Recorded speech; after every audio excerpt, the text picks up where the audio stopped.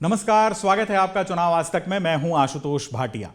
सनातन धर्म के खिलाफ उदयनिधि स्टालिन के बयानों ने अपना चुनावी असर दिखाना शुरू कर दिया है। दरअसल सुप्रसिद्ध धर्मगुरु रामभद्राचार्य जी ने मध्य प्रदेश के छिंदवाड़ा में 9 दिवसीय रामकथा के आयोजन के दौरान इस मसले को उठा दिया है। यहां उन्होंने ऐलान किया कि सनातन को बीमारी कहने वालों को मटिया मेट होना पड़ेगा। उन्होंने कहा कि आगामी चुनाव में लड़ाई कमलनाथ और शिवराज के बीच नहीं है, न ही ये लड़ाई मोदी और सोनिया के बीच है, बल्कि ये लड़ाई धर्म और अधर्म के बीच है। सनातन धर्म का विरोध करने वालों को निश्चित रूप से दंड मिलेगा। कमलनाथ हनुमान जी के भक्त हैं, यदि उन्होंने इसके खिलाफ बोला होता तो मुझे अच्छा लगता। जगतगुरु ने कहा कि सनातन धर्म में बीमारी नहीं है, सनातन धर्म का विरोध करने वालों में बीमारी है। अब जनता ही फैसला करेगी कि सनातन धर्म को खत्म होना चाहिए या सनातन धर्म के विरोधियों को। आइए आपको सुनवाते हैं कि रामभद्राचार्य जी ने क्या कहा। इस बार की चुनाव की लड़ाई कमलनाथ जी की और शिवराज सिंह की नहीं है।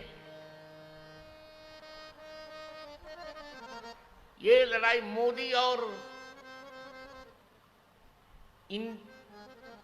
एनडीए और इंडी की नहीं है, मोदी और सोनिया की नहीं है।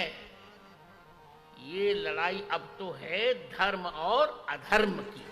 स्टालिन उदयनिधि ने कहा है सनातन धर्म में बीमारी में निश्चित रूप से दंड मिलेगा। जो सनातन धर्म का विरोध करेगा उन्हें मिटिया मेट होना पड़ेगा। उदयनिधि ने एक भी बयान किसी जिम्मेदार नेता ने दे दिया होता तो मुझे अच्छा लगता। किसी ने कोई बयान नहीं दिया। सभी सनातन धर्म की रोटी खाते हैं। मैं कमलनाथ जी को भी बहुत प्रेम करता हूं, हनुमान जी के भक्त हैं, पर एक वाक्य बोल दिया होता इन्होंने तो मुझे बहुत संतोष होता। मुझे दुख हुआ इस बात की। रामभद्राचार्य जी प्रख्यात संत हैं। लाखों धर्मप्रेमी जनता उन्हें चाव से सुनती है। देश और विदेश में उनके लाखों अनुयायी हैं। जाहिर है मध्य प्रदेश में उनका ये ऐलान कि आगामी चुनाव में लड़ाई धर्म और अधर्म के बीच की है, राजनीतिक रूप से असर डालने वाला बयान है। क्या ये बयान और सनातन धर्म पर जारी विवाद कमलनाथ या कांग्रेस की मुश्किलें बढ़ा सकता है? ये बड़ा प्रश्न है। लेकिन इस बात को समझने से पहले आइए समझ लेते हैं कि इस विवाद की शुरुआत कहां से हुई। दरअसल तमिलनाडु के मुख्यमंत्री एम.के. स्टालिन के बेटे और राज्य सरकार में मंत्री उदयनिधि स्टालिन ने सनातन धर्म की तुलना कोरोना वायरस, मलेरिया और डेंगू के बुखार से कर डाली।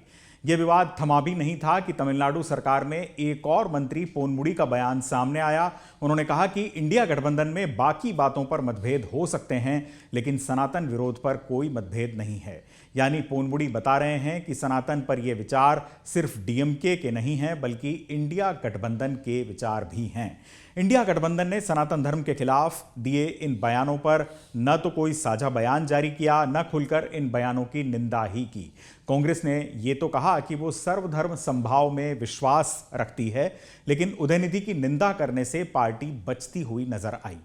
इस बीच ये मामला सिर्फ उदयनिधि और पोनमुड़ी तक ही सीमित नहीं रहा।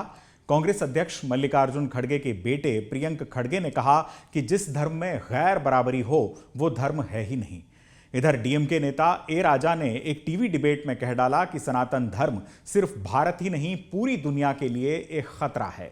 सनातन धर्म के खिलाफ की गई इन टिप्पणियों पर बवाल लगातार जारी है। इस बीच उदयनिधि स्टालिन का एक और बयान सामने आया है। एक कार्यक्रम में उदयनिधि ने कहा कि नए संसद भवन के उद्घाटन में राष्ट्रपति द्रौपदी मुर्मू को इसलिए नहीं बुलाया गया क्योंकि वह आदिवासी समुदाय से हैं और विधवा हैं। उन्होंने सवाल उठाया कि क्या यही सनातन है। आइए आपको सुनवाते हैं कि इस बार उदयनिधि स्टालिन ने क्या कहा। सनातन एदिर्पु हमारे देश का पहला नागरिक कौन है? राष्ट्रपति। उनका नाम क्या है? द्रौपदी मुर्मू। उन्हें नए संसद भवन के उद्घाटन समारोह के लिए आमंत्रित नहीं किया गया क्योंकि वह आदिवासी समुदाय की हैं और विधवा हैं। इसे ही हम सनातन धर्म कहते हैं। हम सनातन के खिलाफ अपनी आवाज उठाना जारी रखेंगे। नई संसद का निर्माण मॉन्यूमेंट प्रोजेक्ट के तहत 800 करोड़ रुपए खर्च करके किया गया है। उन्होंने तमिलनाडु से अधिनम संतों को बुलाया, लेकिन इसके उद्घाटन पर राष्ट्रपति को आमंत्रित नहीं किया। हिंदी अभिनेत्रियों को भी आमंत्रित किया गया, जबकि राष्ट्रपति को बाहर रखा गया। ये घटनाएं ऐसे फैसलों पर सनातन धर्म के प्रभाव का संकेत हैं। लोगों ने मेरे सिर पर इनाम रख दिया, लेकिन मैं इन सब चीजों से डरने वाला नहीं हूं। डीएमके की स्थापना ही सनातन के खात्मे के लिए हुई थी और हम तब तक नहीं रुकेंगे जब तक हम अपने लक्ष्य को हासिल नहीं कर लेते। எதிர்க்க முடியாது. तो सुना आपने तमिलनाडु सरकार में मंत्री और डीएमके नेता उदयनिधि स्टालिन को। उनके बयानों पर छिड़ी इस बहस के बीच ही मद्रास हाईकोर्ट ने भी एक अहम टिप्पणी की है। न्यायमूर्ति शेषशाही ने कहा कि स्वतंत्र रूप से भाषण देना एक मौलिक अधिकार है, लेकिन इसे नफरत फैलाने वाले भाषण में तब्दील नहीं किया जाना चाहिए। मद्रास हाईकोर्ट ने कहा कि धर्म से जुड़े मामलों पर टिप्पणी करते समय इस बात का ध्यान रखा जाना चाहिए कि कोई दुखी न हो। जगतगुरु रामभद्राचार्य द्वारा चुनावी नजरिए से उदयनिधि के बयान का इस्तेमाल अब कांग्रेस और कमलनाथ के लिए परेशानी का सबब बन सकता है। मध्य प्रदेश में बीजेपी के हिंदुत्व की काट निकालने के लिए खुद कमलनाथ लगातार रामकथाओं का आयोजन करवा रहे हैं। बीते कुछ महीनों में कमलनाथ ने बीजेपी को पटखनी देने के लिए सॉफ्ट हिंदुत्व के तमाम प्रयोग आजमाए हैं। पिछली रामनवमी पर भोपाल में प्रदेश कांग्रेस कार्यालय भगवा झंडों से अटा पड़ा था। कमलनाथ ने प्रदेश कांग्रेस संगठन में पुजारी प्रकोष्ठ का निर्माण भी किया, संत समुदाय को पार्टी से जोड़े जा सकने के लिए। इतना ही नहीं, कमलनाथ जगह जगह जाकर मंदिरों में दर्शन पूजन भी करते हुए नजर आए हैं। उन्होंने धीरेन्द्र शास्त्री और प्रदीप मिश्रा की कथाएं भी आयोजित करवाई हैं। इन हालात में रामभद्राचार्य जी जैसे धर्मगुरुओं द्वारा अगर कमलनाथ पर सवाल उठाए जाते हैं तो इसका चुनावी असर पड़ सकता है। प्रधानमंत्री नरेंद्र मोदी भी मध्य प्रदेश और छत्तीसगढ़ के अपने दौरे के दौरान उदयनिधि मामले पर काफी मुखर नजर आए थे। प्रधानमंत्री ने कहा था कि विपक्ष का घमंडिया गठबंधन सनातन धर्म को तहस नहस करना चाहता है। देश के लोगों को इससे सतर्क रहना चाहिए। प्रधानमंत्री का यह बयान भी हम आपको सुनवाते हैं। इंडी गठबंधन ने तय किया है कि वो भारत की सनातन संस्कृति को समाप्त करके रहेगा। ऐसी सनातन संस्कृति को समाप्त करने का ऐलान इंडी अलायंस के लोगों ने किया है। छत्तीसगढ़ के लोगों को, देश के लोगों को इनसे बहुत सतर्क रहना है।